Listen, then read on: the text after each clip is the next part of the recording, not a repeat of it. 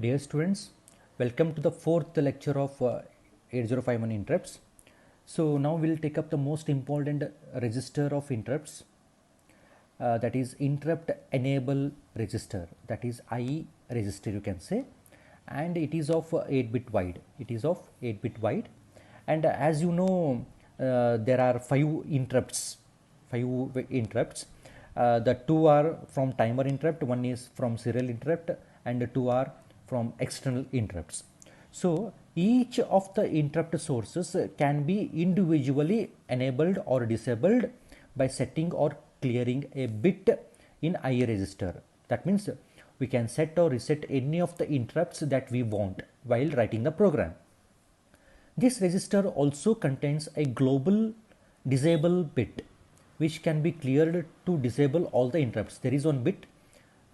If we make 0 for that particular bit, then all the interrupts will be disabled. Now let us see one by one here. See, this is a 8-bit register, that is IE register. The first 0th bit is given for EX0, ET0, EX1, ET1, ES. These two are reserved, and EA. Now let us take one by one. Before that, here I have written two statements. Enable bit is equal to 1. If I make any of these bit is equal to 1, then it resembles that enable the interrupt. We have enabled the interrupt. If any bit is equal to 0, then disables the interrupt. Okay, please take care of these two statements. Now let us start with the one by one. EA, that is 7th bit. Let us start from 7th bit. EA, that is, this can be written in the instruction like IE.7, IE.7, because it is a bit addressable register, IE.7. If that 7th bit is equal to 0, if I make this bit is equal to 0, whatever may be the values of these,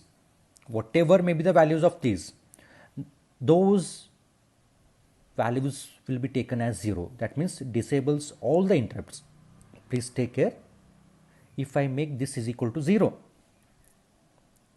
whatever the values of these, then that will be taken as a 0. Okay.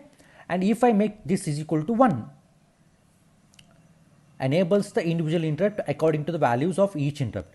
For example, if I make this is equal to 1, and suppose if this is the case, if I make this is equal to 1 and this is equal to 1, okay, then these two are considered. Okay. If I make is equal to 0, then these two are also considered equal to 0. Right? All these bits are equal to 0. If EA is equal to, this is a global disable bit. If this is equal to 1, then only the interrupts will be taken. If this is equal to 0, then interrupts will not be taken, and those are considered as a disable interrupts. Okay.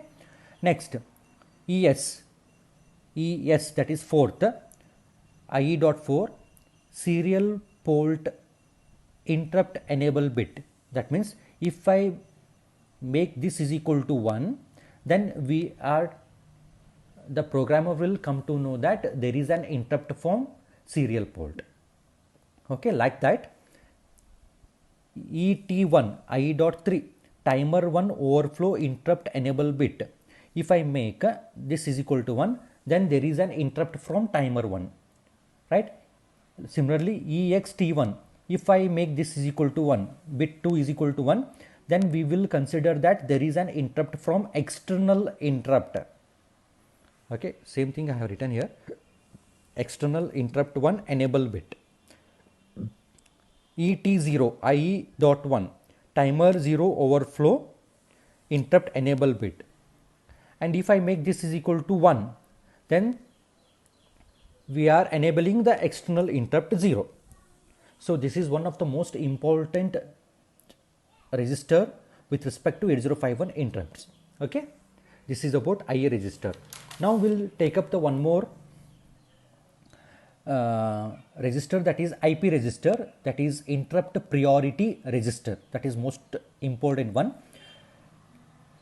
Since in the last lecture I have said that here the lowest priority is given to the serial port interrupt, the highest priority is given to external interrupt 0.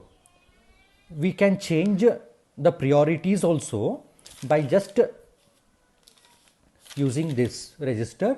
See, I have written one statement here. Priority of the interrupt can be programmed by setting or clearing a bit in IP register. Okay, when more than one interrupt is enabled, the user first program the IP register. Okay, if two interrupt requests of different priority levels are received simultaneously, request of highest priority level is serviced. Please take care of this statement. If two interrupt requests of different priority levels are received simultaneously, the request of high priority level is serviced. Okay, if interrupt request of same priority levels are received simultaneously, and interrupt polling sequence determine which interrupt should be serviced first.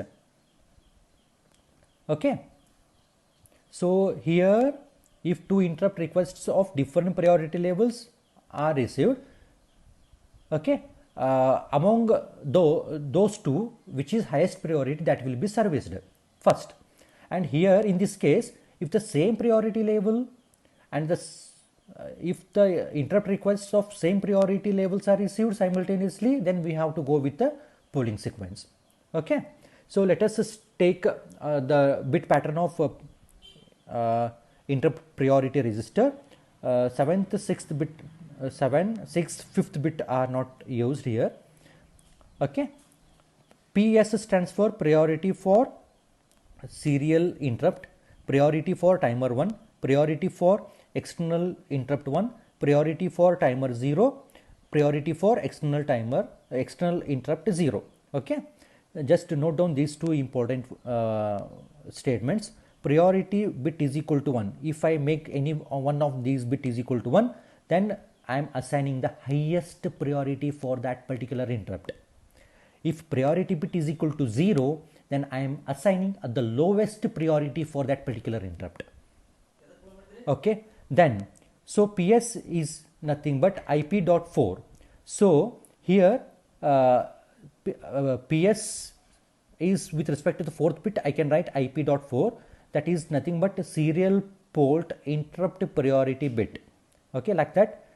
IP.3 timer 1 interrupt priority bit. Like that. IP.2 external interrupt 1 priority bit. Next, IP.1 timer 0 interrupt priority bit. Next, IP.0 external interrupt 0 priority bit. So this is one of the most important register of 8051 interrupt. So in the next session, we'll take up one by one programming of all the interrupts.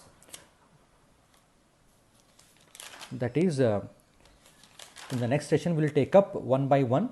First, we'll take up how we can program the timer interrupts. Then we'll go with the external interrupts.